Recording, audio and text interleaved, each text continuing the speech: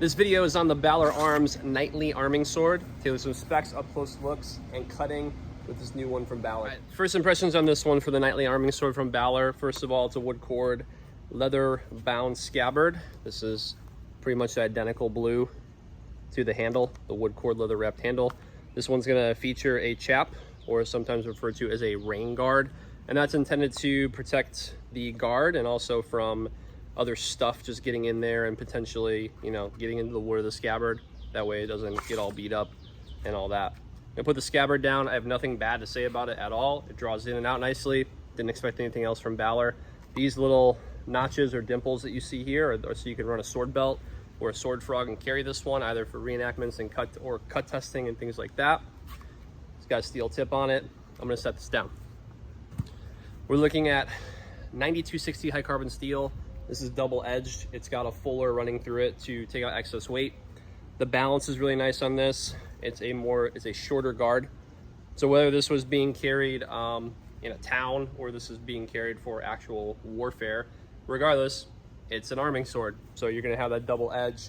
You're gonna have, sometimes you're gonna be a little bit more narrow toward the guard, sometimes it's gonna be a little bit wider. I like this wider because in parry, it's gonna keep your hand further away from their blade, and you're also going to use a little bit more leverage on that, and it helps bring the cut around to fly really well. It's got a good point of balance.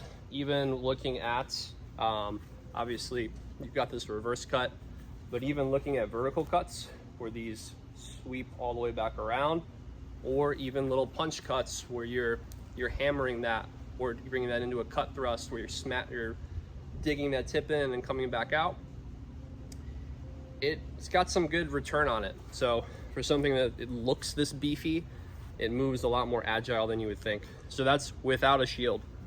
Now, I'm not really concerned with if this was like the perfect time period for this, but if there's swords, especially nightly arming swords, there's gonna be armor, which means there's probably gonna be shields. So this is the Lord of Battles Rodella or Rotella.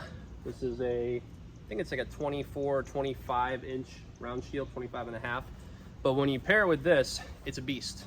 So you got all your cuts, you've got all your thrust with it. It looks really good. So even having this out in front and then having that coverage of the shield, whether you're going over the top, underneath or over the top, or off to the side, or you're cutting, it just fits really well. I did a review on this one, I think like a month or two ago. It's kind of beat up because I actually train with it out in the humidity, and sometimes I clean it, sometimes I don't. So with a sword and shield on this too, really, really dope. Like it a lot. Wood cord leather wrapped handle. It's kind of dirty from like the sand, and it's so hot out. The notch on this fits perfectly between that ring finger and that middle finger. Might seem novelty when you're not cutting with it, but it's great retention when you're cutting with it. Don't really do a whole lot of forehand stuff on the side, but even off the reverse, or even when you're feeling some thrust and this is coming back, it's nice to have that extra on there. So I think they did a really good job on it. If you're someone who wears gauntlets, either leather gloves or armored leather gloves for whatever reason, for reenactments or your own sword training, your own fencing training, you're gonna have an increased amount of grip and retention with that. Pommel doesn't get in the way. It's got enough to where it doesn't bite. Personal opinion, I would like the handle a little bit shorter, but that's just me, because I don't really care if a pommel bites into my hand, because I got a fat callus right there from so many different pommels and ends of sword handles and all that. But that's just me.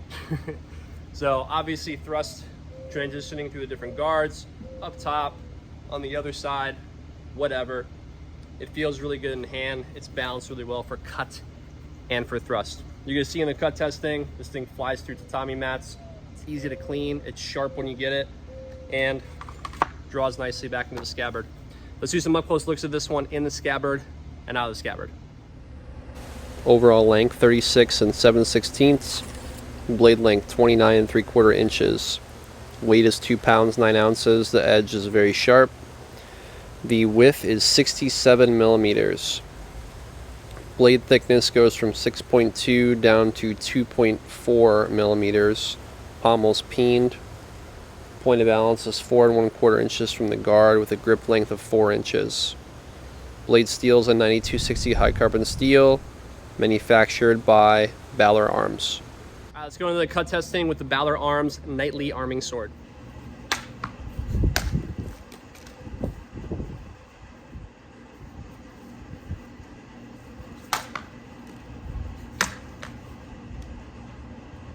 Hey, thanks for joining me for this one for the Knightly Arming Sword from Balaur Arms. Hope you enjoyed seeing it with the Lord of Battles round shield. This one I did a quick review on the channel. Make sure to check it out on the channel. To buy this one, click the link in the description below this video to pick this one up today and add to your collection. I'm your host, Tom, for Kult of Athena's YouTube channel. Make sure to subscribe to the channel, follow us on TikTok and Instagram.